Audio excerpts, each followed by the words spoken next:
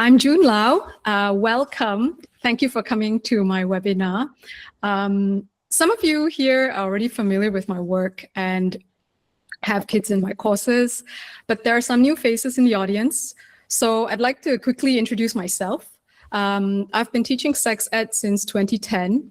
And over the years, I've had the chance to teach students from a lot of different countries. And what I've learned from that is that people are very different everywhere, to say the least. So as an educator, as a researcher, I've always been very interested in developing sex education that values differences in people. I don't believe in a one-size-fits-all.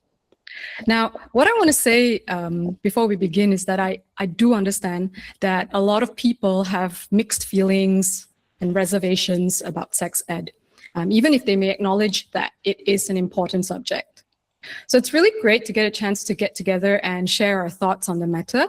I hope that through understanding and continued dialogue, we'll be able to get more access to resources for sex ed and get more children into the programs.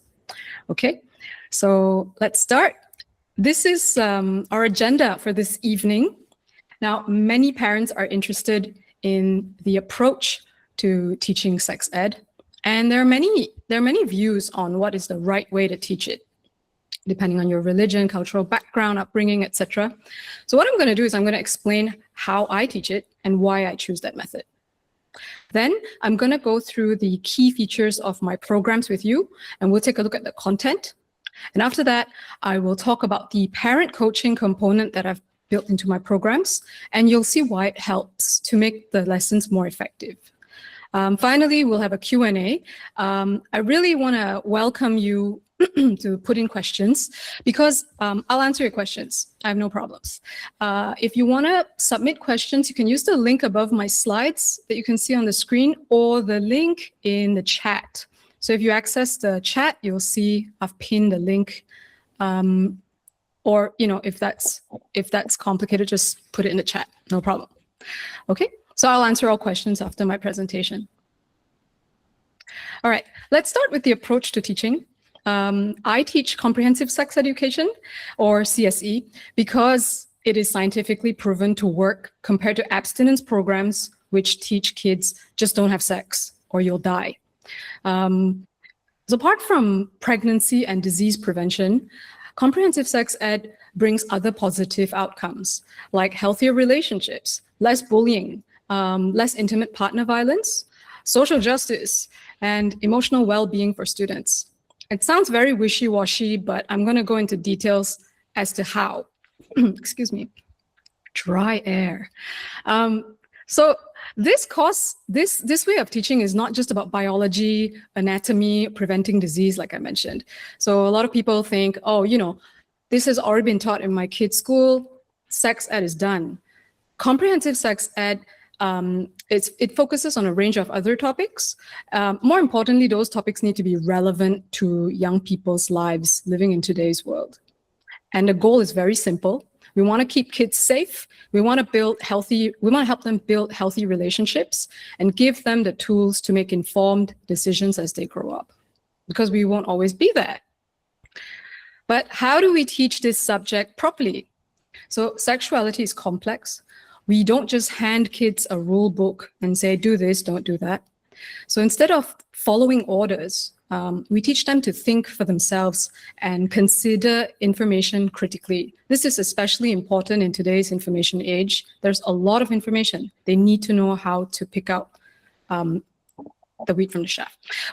When it comes to values, my role as an educator is not to tell your children what to believe or what I believe.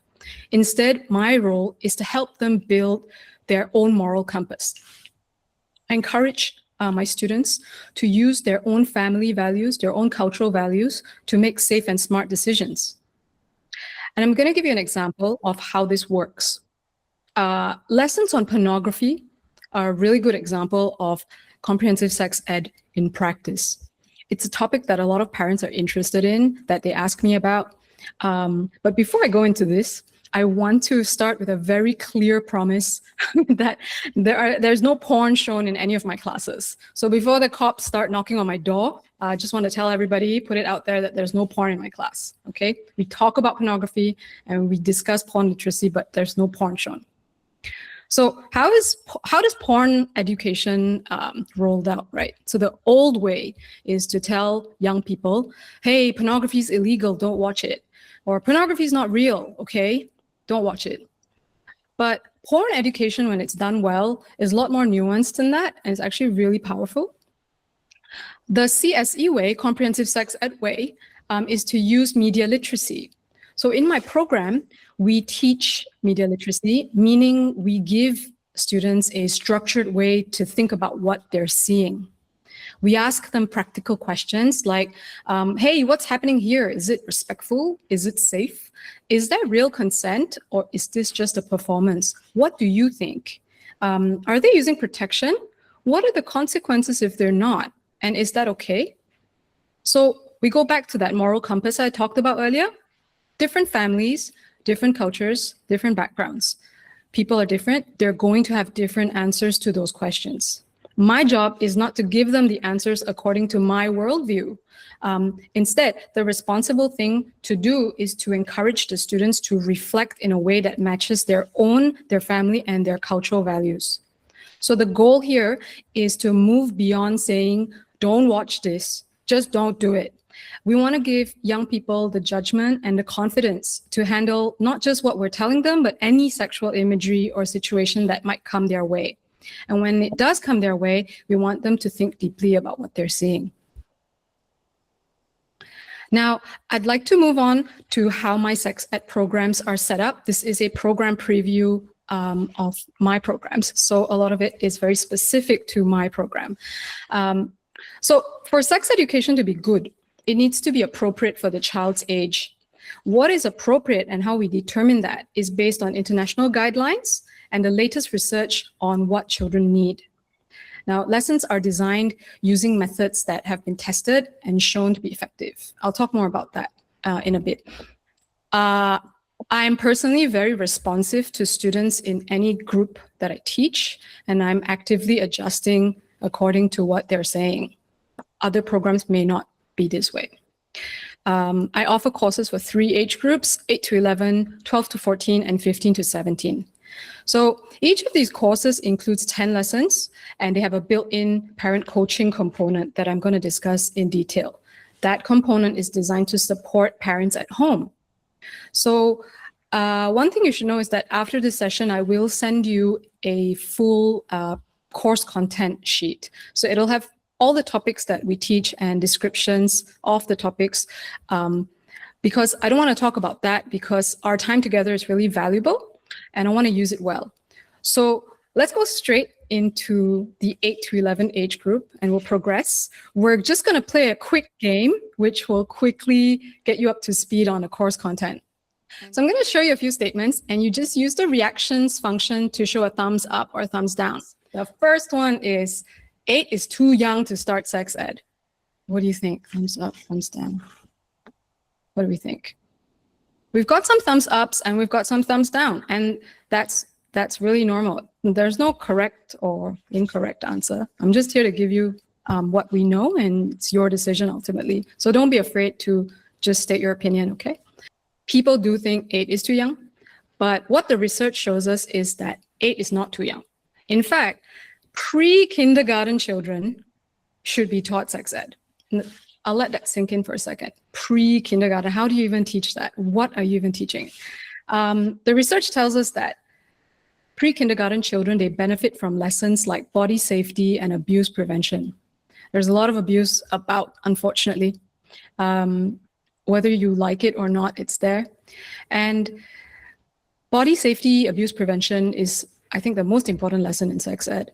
That's why it's the first lesson I teach, the very first one. So right from the start, it's important to teach the children that they have control over their own bodies and help them to understand boundaries, get comfortable using words like my vulva, my penis, my vagina, my anus. This is very important if those children need to report any form of abuse, okay? So a lot of people would have heard in the media, it's important to use the correct terms for your anatomy. Yeah, it goes beyond that. They need to be comfortable using them. Kids in this age group, 8 to 11, will not only learn about consent, safety, they learn about privacy, online safety, but not just theoretically. They learn the vocabulary, and we role play how to tell someone if we're in trouble. It goes beyond a simple stranger danger approach, okay? We build an action plan together where the kids identify safe adults in their lives, and they know exactly what to do and how to say if they're in trouble. We also cover puberty lessons. Now, a lot of people think 8 is too young because, oh, they haven't even started going through puberty yet. But the thing is, they need to know about what changes are to come. Usually, they are very uncomfortable or they are very scared about what's to come. So we talk about these changes and how to cope with them in order to help them feel more prepared and confident rather than overwhelmed. In this age bracket, 8 to 11, some of them may have already started experiencing puberty changes.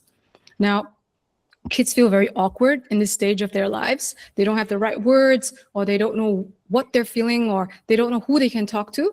So the class functions as a safe space for them to speak up and talk to like-minded people. I also talk about infections in this age group, and parents are really spooked at that because if you tell parents, I'm going to talk about sexually transmitted infections with your 8-year-old, a lot of people are like, what? But at this stage, we're just talking about how infections work, and we're teaching kids to evaluate risk, okay? It's not scary. It's not explicit. It's just like how they learned about the coronavirus. So we want to put in the concept that infections can spread. This is how they've spread. And if children have already learned about reproduction, they can appreciate things like bodily fluids because we've talked about semen, we've talked about vaginal secretions. And again, using coronavirus as an example, children can grasp the concept that there is a way to prevent infection. So the reason we teach this class, without going to much detail about sexually transmitted infections, is because this foundation helps us to ease into lessons about contraception and prevention later on. Okay? Right. Let's move to the next statement. Lessons on LGBTQ plus issues are not necessary because most kids are not gay. I'm happy to see a lot of thumbs downs. Lessons on LGBTQ plus issues are necessary. Okay. It's not, people use words like some woke agenda, or some over progressive program. I've heard it all. Okay, I've been accused of so many things, but I'm here to tell you the science. I'm not interested in people's anecdotal evidence and opinions. So gender inclusive topics are included as part of the curriculum because the research tells us that when you have a curriculum that includes LGBTQ plus topics, all students feel safer and have better mental health, not just LGBTQ plus students. Let me tell you more about how that works. So our relationships unit in this age group will look at love and relationships in different countries and cultures and show children how it can look different. People show love differently, people behave differently. And when it comes to friendships and romantic relationships, I also teach the kids to learn the difference. And we help them to realize through this that you don't have to behave in a scripted way. There's no one way to behave when it comes to dating or friendships, okay? So what this does, it helps them keep an open mind and it protects them from peer pressure to behave a certain way. The theme in general, when you have a curriculum like this, is simply accepting and respecting differences. As part of that, we talk about body image and diversity in what is considered beautiful. When students learn to love their bodies and know themselves better, we hope that they're less affected by the unrealistic beauty standards that they encounter in the media. And ultimately, through this, we want them to know their worth and respect others. This foundation and this approach helps students to recognize and expect respect. Expect respect, what a mouthful, in all their future relationships. And that's what I mean by this curriculum can keep students healthier and safer. Okay, all right, last statement. A condom demonstration for younger students as young as 8 years old, okay, is inappropriate and might encourage them to have sex. people have mixed feelings about this, and it's okay. Okay, we have a lot of thumbs down. It's going to be a thumbs down. The fact of the matter is that across the board, okay, this is across the board, every topic. Sex education, comprehensive sex education does not encourage sexual activity. We have a lot of evidence to support this, okay? In fact, comprehensive sex education has only shown a protective effect. Kids that receive comprehensive sex education are more likely to wait longer to become sexually active. And when they do become sexually active, they're more likely to use condoms, okay? So on my course, in the 8 to 11 course, the lessons on reproduction are more comprehensive and future focused than what you might find at schools. So for example, we won't only talk about reproduction, how babies are made, the pregnancy process, but also things like reproductive technologies, IVF, sperm donation. The goal is to help them appreciate from a very young age that we can plan pregnancies. They don't need to just happen. Movies sometimes show you that people are surprised that they're pregnant, but it doesn't need to be that way. And if the only thing they have to learn from is movies and videos, then they don't have this narrative to work with, okay? When we do it this way, again, it makes it easier to have conversations about contraception later on. I do have a condom demonstration in term 2. Students, parents, this has happened many, many times before. I have done condom demonstrations in schools, in churches, and trust me, it's not as scary as it seems. So in this online class, you might be wondering, well, how's that going to work? So I ask parents, you buy condoms, kids bring it to class, and we learn how to use them together. Okay, there's no penises or anything. It's just to desensitize them so they don't feel grossed out or ashamed. At this age, they just see this as a functional health tool. Okay, and I can guarantee you that learning how a condom works at this age is really effective and sticks with them for a really long time. Okay, I also get kids to think about real world responsibilities of being a parent and planning a family. We think about like, how many kids should a person have? Kids love thinking about stuff like this. How are twins made? What if we have more than twins? What are quadruplets? These are very interesting lessons that kids really enjoy, okay? When we talk about family planning and what it takes to look after a child, kids start thinking about what their parents do for them, and it really helps them to appreciate their parents more once they realize what's involved. Okay, those are the key takeaways I want to give you for the 8 to 11 curriculum. Let's move to the 12 to 14 age group.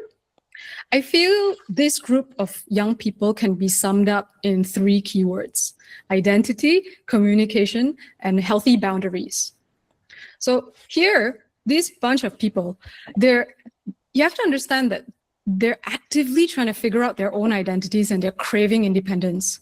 Those of you who have 12 to 14-year-olds at home may be familiar with a lot of fighting, with parents just pushing boundaries, and everybody's just coming to terms with this child that is now not quite a child anymore, but also not an adult and is often quite dumb. I live with one, I know. So just quick show of hands up. How many of you feel like my child turned into a teenager overnight and now they're pushing every boundary that I set?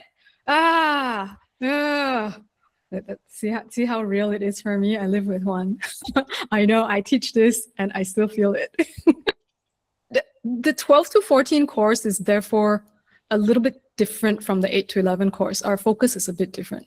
They receive the foundation lessons just like the 8 to 11 students. They're still there, adjusted to their level, but it's really designed to improve communication between parent and child during the most difficult point of the transition.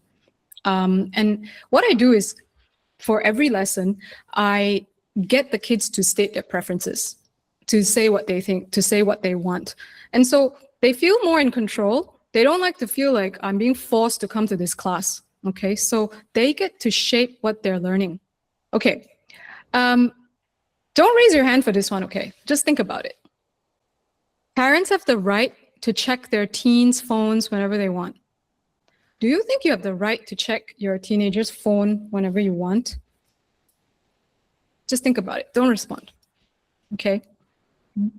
The reason I put this here is because the 12 to 14 course has a class debate every term. In the first term, they debate a gender issue, but in the second term, I get them to debate this question. Do their parents have the right to check their phones? It's a debate, right? So they have to argue both sides. And before this debate takes place, we have lessons on assertive communication, how to resolve conflicts, how to negotiate. So what I want to achieve through this is to get them to consider your position as a parent while they are busy fighting for their own freedom and privacy. The goal is to build empathy. So first they have to have empathy for those closest to them, which are their parents and their siblings, and later on their partners and people around them, right? And of course, helping them to become better communicators. I want to teach them how to disagree respectfully rather than just slamming a door. I want to show them that talking back with no benefit is not fun. It's not worth it. So if they're able to express themselves more effectively, I think they'll feel a lot less frustrated as well, because there's a lot of hormones rushing through and a lot of anger. So we have to empathize. It's frustrating. I feel parents who have 14-year-olds, it's frustrating, but yeah.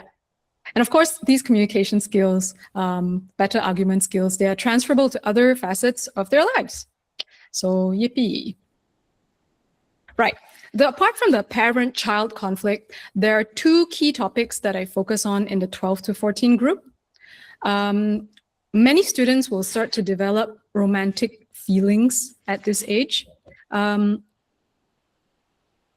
They're very interested in talking about how to handle crushes, what to do if you have a crush on someone. So we have a dating class, right?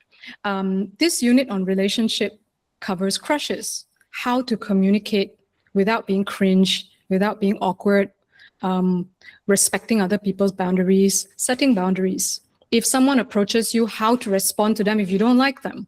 They're going to get advances sometimes. How do they deal with that? Now, we also talk about consent, and a lot of consent lessons tend to stop at legalities. What is legal? What is the legal age of consent? In my course, students learn about nuanced consent. Situations are not always black and white. Yes and no, sometimes it's not so straightforward. So we look at more complex dating dynamics and scenarios between people, and we do some role playing. We also address the misogyny found in the manosphere. How many of you are concerned about the manosphere or know about it? Just quick show of hands. So for those of you who don't know what the Manosphere is, it's a group of online communities that promote extreme and aggressive views towards women. This is a very important conversation to have with young people because the Manosphere promotes violence against women and targets young people this age. Many young people are drawn to these messages without even realizing that they're watching Manosphere content. I show them examples of it. And they're like, whoa, I've seen this before. I'm not a sexist. I respect women. How come I'm seeing this on YouTube? How come I'm seeing a lot of this on YouTube? And you wonder why you're seeing so much violence in school. Okay, it's a very, very powerful movement, and we really have to do a lot to challenge it. So a course that teaches children to challenge harmful stereotypes like gender stereotypes and racial stereotypes helps the students to feel more in control and safer when they recognize and know how to respond to it. Okay, right. Moving on to the next age group, 15 to 17-year-olds. What do we teach them? They already know everything. No, they don't know anything. These guys are on the doorstep of adulthood, and they still need a lot of guidance. We can't look at them like little kids anymore. So we have to shift our focus and our tone to preparing them for life outside of school and for a time when they don't live with us anymore. Okay, so on the screen, just real quickly, you can see a selection of topics that I cover on the 15 to 17 course. And I'd like to take a closer look at these lessons with you. So in this group, 15 to 17, there's a lot more detail that I provide about sexually transmitted infections, testing, birth control options. And to facilitate these conversations, I invite a real life pharmacist speaker. The reason I do this is because although students can be given this information and a lot of people feel, well, I'll just give them a brochure, I'll just give them a website and they can read it, right? I can give them a link. It's not enough. When they're in trouble, their first instinct is not to go to an OBGYN or this medical doctor. They might be afraid of being judged. They might not have enough money. They don't want you to know. Or some doctors might not want to see them at all. But here's a solution. For a lot of people, the community pharmacy or the pharmacy nearest to your house is the first point of contact. If you've got a flu, if you've got anything, if you need condoms, because they're everywhere. And it's really important to teach young people how to access healthcare that's close by, because the research tells us when we connect the learning in the classroom to actually accessible health services, it doesn't need to be a pharmacy. It could be the nurse if they're accessible. It could be a clinic that is youth-friendly. The students tend to be more engaged in the lessons and they learn how to communicate their needs a lot better. So what's fun about this lesson, which students really love, is that on top of having a real-life pharmacy tell them practical and up-to-date information on STIs, birth control, what pharmacies offer, the morning after pill, etc., etc. The pharmacist that I invite likes to share stories and experiences of people coming into the pharmacy to ask for condoms and emergency contraception, awkward stories, funny stories, sad stories, shocking stories. He'll tell them about like one favorite story of his is when he worked the night shift and someone comes in to ask for a morning after pill and then goes away and then comes back again because they don't know how to take it. So students learn a lot more detail through this process and get information that's more practical for their lives, yeah. And we role play. So we get the students to ask the pharmacist, practice asking the pharmacist for help. They love this exercise. When I tell them, we're just gonna role play, you know how to go to a pharmacy, right? Every one of them is like, yeah, I got this. They don't got it. Most students, when they're doing the role play, have trouble articulating what they need. They can't get the words out, okay?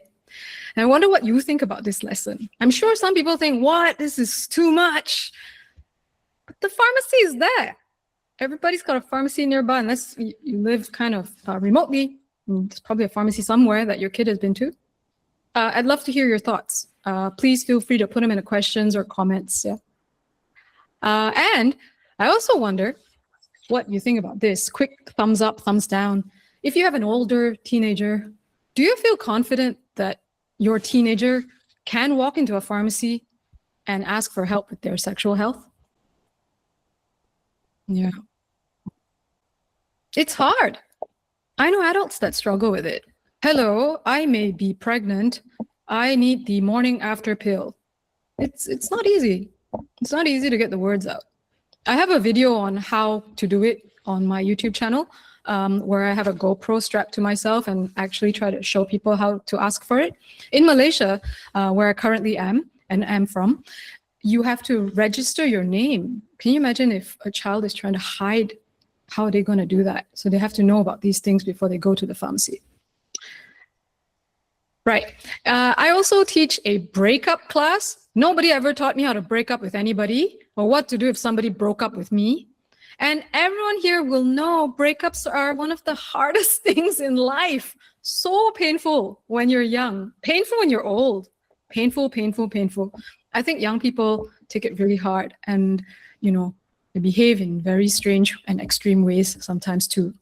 So at this point, you already know sex ed is more than disease and pregnancy prevention. Is this very extra? Is this necessary? Of course it's necessary. We here are building essential life skills that young people need for when they go out into the world.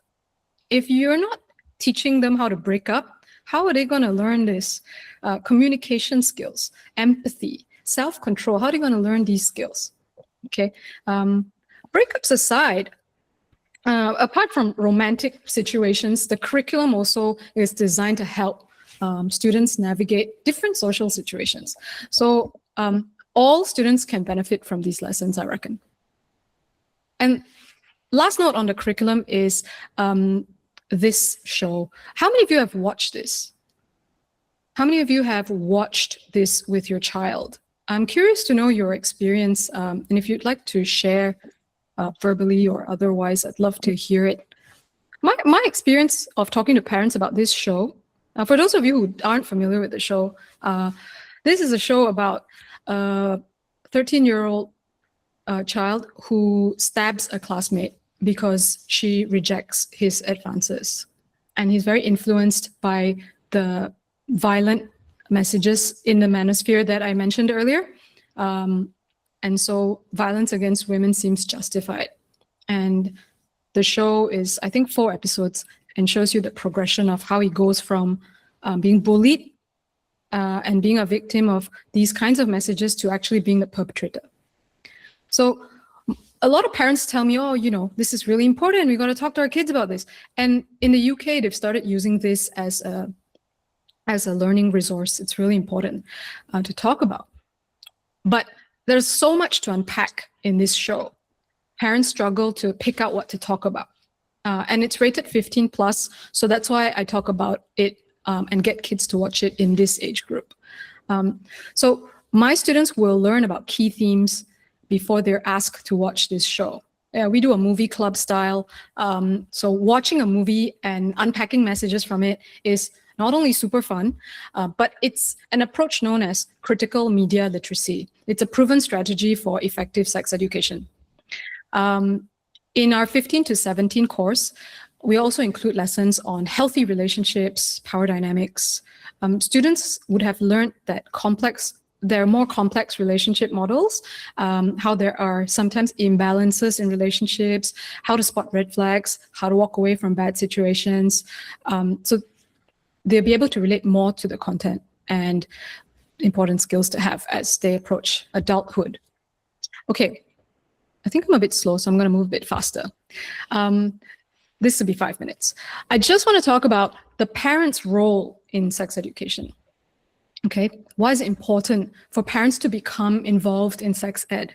You might think it's obvious, but I've also met parents who said, I just don't know how to talk about it. I can't talk about periods. I don't know what to do.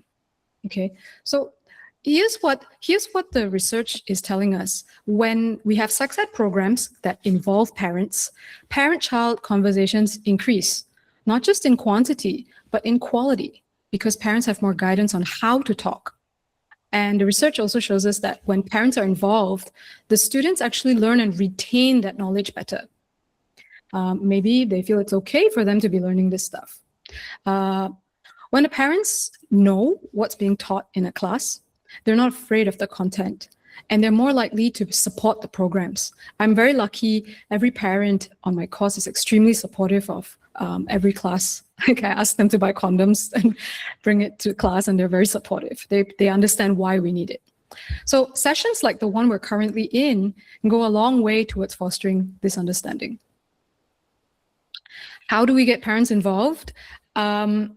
One way is through targeted training and workshops. These can help parents feel more comfortable and confident when discussing sensitive topics with their kids. But a lot of parents tell me, who has the time? It's too long. One other way is for parents to start the engagement when the kids are very young. So get the communication lines open before the kids reach puberty. I think this is not something a lot of parents consider, but it makes sense when you think about it. So back to my program, when I designed it, I not only thought about the research, but I also took on board feedback from parents over the years that I've been talking to. Some have become good friends. I started these online programs during the pandemic. I get a lot of questions and a lot of feedback. So I processed that. And by and large, a lot of parents want quick, actionable items. They don't have time. They want to know what books are good, what resources are worth checking out. So they want summaries. Parents are very busy. So what I did was I design the lessons for the students and also coaching materials that complement those lessons. So these are 30-second weekly updates. After every class, you'll get an email with specific questions to help you start a natural conversation with your kid. For example, so I know you've been learning about how bodies change. What do you think your first period's going to be like? When I got my first period,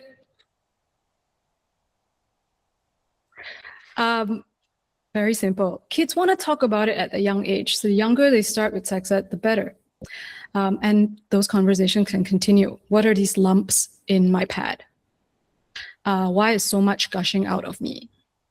So things that they can't say, but they can say. They can talk to you if they know that they can. Okay. I'll also send you links, summaries, links to material that I've fed it. Book reviews, articles, videos. I want you to understand the topics that we're covering. And if you have questions, you can also ask me. I think the most interesting is that there are 2 parent huddles, week 5 and week 9. So these are group sessions where parents of the kids get together and I tell you what's currently on the kids' minds. And we talk about what we've done, what we're doing. And it's a valuable chance for you to connect with the other parents in the group. So these are the upcoming courses that are now open for registration. We're starting quite soon, which is mid-April. If you'd like to sign up, just send me an email and I will send you all the details. That's my presentation about the program for today. I would now like to answer your questions. Oh, I've got a question in the chat, actually. Sergi, do you cover contraceptive rules and access for various countries as it differs, or how to get information for these safely? Yeah, so it depends on who's in the audience. Like I said, it's tailored. Sometimes I've taught kids in Afghanistan, right? So imagine like how different that is. So depending on who's in the audience, I do tailor it. They do get very practical information based on where they are. Some of my students are in the UAE. So that's different again. And I spend a lot of time engaging with them and they tell me what it's like, how they feel expressing themselves openly, things they can't say. So yeah. And there's also outside of class time that very often happens. Sometimes kids need a little extra support. So they want to talk after class for 10 minutes. I'm perfectly fine with that. All right, Sergi again, will there be sessions after April? My 6-year-old will be study focused for their final exams in May. I hope so, yes. Oh, 16-year-old will be study focused. Yes, actually the 15 to 17 course, the intake is in September. So I won't be running it this term. So perfect timing. Hope to see your 16-year-old then and hope they do well in their exam. My child still struggles with typing, spelling, and using online tools for an online class. What kinds of practice can I do so that my child feels prepared to participate in the class? So this is a really good question. Before the class, I ask parents, could you spend some time familiarizing with the Google Meet interface? So you know, Google Meet is a free app, so you can just set up a call, teach them how to click different things, all the functions. I send the parents a video on all the features. But in the class, I use Padlet, and students can write things down. But students also can speak up. They can record things, and I adjust based on how comfortable the students are. And we try to come up with different things that can suit them. I think if they struggle with typing, we can reassure them that spelling is not a problem. If you spell, it doesn't matter. It's not an English class. You don't have to, spell perfectly. So reassure them that it's absolutely fine. And then often they get this because they look at the Padlet and they look at how everyone else is spelling badly and they're like, oh, well, it's fine. Yeah, so do a test run before you start the course, do a fake call. It can be quite fun. Like if you have relatives overseas, do a call with them. That can be a fun activity. Okay, I hope that answers your question. The second question here is, at the moment, there are no classes for term 1, 12 to 14. What is covered in term 1 versus term 2? Is there a term 1 offered later in the year? I don't have a term 1 for 12 to 14 this term, but if there is enough interest, I can start one. What time will the Tuesday sessions be? 5 to 6 p.m. Malaysia time or 6 to 7 p.m. Japan time? And do you recommend siblings be in the same class or have them wait to do it in a different term? That's a question I get a lot. I recommend it's best for them to be in different classes, but it depends on the siblings. I've had siblings that want to sit in together and are perfectly fine. I've had siblings that work really well together in the 12 to 14 group, where you would imagine they'd be warring. So it depends on the siblings. Happy to talk more about this after the session. Linda, if you just want to email me and tell me more about the dynamic, we can figure out whether it's best to join together or wait to do in the next term. Again, how detailed or extensive is the course on sexually transmitted infections and how to avoid these or even identify such? Yeah, so it's really detailed. We talk about different types of STIs. We talk about symptoms. We talk about how sometimes there are no symptoms. We talk about testing. We talk about how the testing is conducted. We talk about how it spreads, how to avoid using a condom is the only way to prevent both sexually transmitted infections and pregnancy at the same time. Because we talk about condoms, we also talk about risks of using a condom, if it breaks, if you use it wrongly, how to use it correctly, etc., etc. So it's very detailed. And if they've joined my course from a younger age, it just builds on the knowledge. And, I don't censor any question in my class unless it's a question that's harmful to the student or harmful to others. If it's a comment or a question that's incriminating, I do something called protective interrupting. So I'll say, whoa, can you please speak in the third person? Or if it's something that you need to speak about personally, please meet me after class. I'm always happy to give time to students personally after class. So there is a lot of opportunity for them to take in this knowledge. Was there anything that you thought, gosh, that's pretty crazy, that's pretty out there, I wouldn't do that? I try to give parents the rationale for the lessons so that they're not spooked and they don't think that I've just pulled this out of thin air or that I'm some radical that's trying to corrupt their child. I try to give a lot of science behind the method. But I really understand that a lot of parents are still unsure. I talk to a lot of parents, and a lot of them will say, you have your science and I have what I know about my child. That's fine. That's fine. You got to do what's comfortable for you.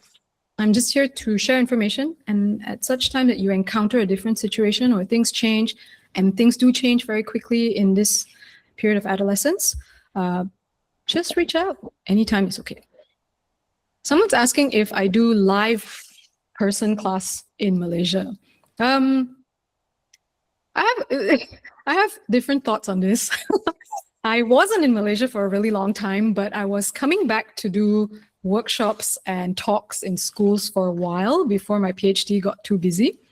I enjoy live classes, but I don't rule them out. I do think I'd like to plan some workshops in the future for students. But I've seen the benefit of the online class for students. There's a lot more privacy for them, and a lot of them prefer it. And the way it's done, it's not awkward. A lot of online classes tend to be awkward, or people think it's just, well, I'm just going to play my game while I'm doing this. And that just doesn't happen in my class that much. Of course, you're going to have one or two students that are obsessed with a game. I like to play games, so I know what it's like to be stuck into a game sometimes. But when that happens, and the classes are small, so I know who's paying attention and who's not, right? Especially when I ask them a question and they're not responding. So I tend to let the parents know, and the parents will talk to them and we'll fix this problem. But yeah, I wouldn't rule out a live in-person class, but I must talk about the benefits of the online class more than the in-person. The courses are listed in the course info. So different age groups are different prices. So you'll have that when I send them after this. Linda's got another question. Let me see. Since you work with many kids of different cultures, is there a way that you help them to navigate talking or expressing the things that they learn in the class? For example, sometimes I give examples in English to my kids, how to respond to things in our context, but sometimes my kids won't take it or won't know how to translate it into Japanese as they interact with their friends or people in society. So I'm wondering if you heard any feedback on this. This is a really, really good question, Linda. Thanks.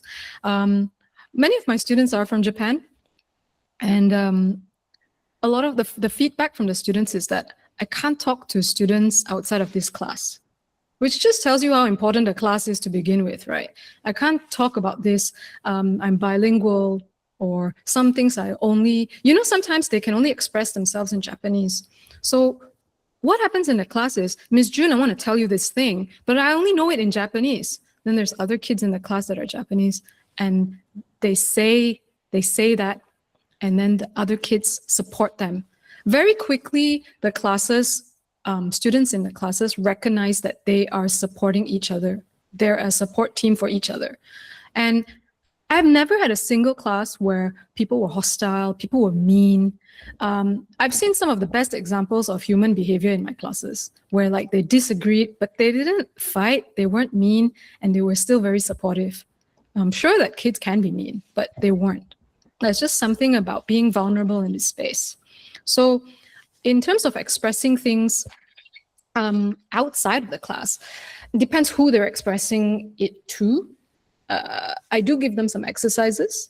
For example, when we talk about puberty, I get them to do something called a parent interview. I say, why don't you interview your parent on their experience during puberty? What was great? What was not so great? Simple exercise, but it helps them to talk about the things that they learn. And when you have your list of parent questions, you know how to respond and you know what to pick out of that conversation as well. Yeah. So the bilingual situation is tricky. If you're giving examples in English and kids are not responding because they absorb it in Japanese, I think there's scope to work on that. So like if there is a specific struggle, we can talk about it. And I'm connected to a lot of sexual healthcare professionals in Japan who are bilingual, so I can get help from them to figure out some kind of approach to this. So we have then an extra resource that everybody can use. So I'm a big sex ed nerd. So if you want to talk about that, please contact me. Anam says, what age are you targeting this class for? So we have 3 age groups, 8 to 11, 12 to 14, and 15 to 17. Although I have had 18-year-olds in there as well, provided everybody consents. So 8 to 17. I want to say thank you for giving me this opportunity to share with you and making the time on a Thursday evening to join this conversation. If I said anything that was uncomfortable, I really hope you'll write me and tell me why, because I want to know. It's very important to know from parents what we're doing right, what we're doing wrong. If I said anything good, write me. I guess if there's no more questions, I will wrap up for today. Thank you for coming again, and I hope to hear from you soon. Appreciate you coming. Thank you. Bye-bye.